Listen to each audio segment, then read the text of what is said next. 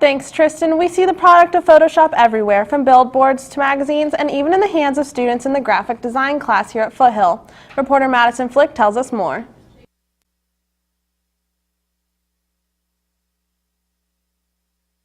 Graphic design is a 4-year CTE course, or a career and technical education class. Teacher Mark Lerma talks about what graphic design is all about. The course covers learning 3 different pieces of software, all Adobe suite, Adobe Illustrator, Adobe Photoshop, and InDesign.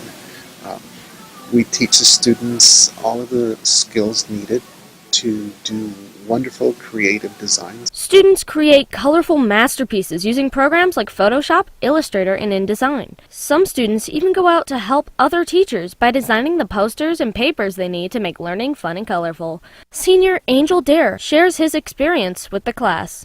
Well, graphic design to me is really fun. I joined our freshman year, and over the years I kind of just gained more experience, like really enjoying it as I learned, I guess, as I went on.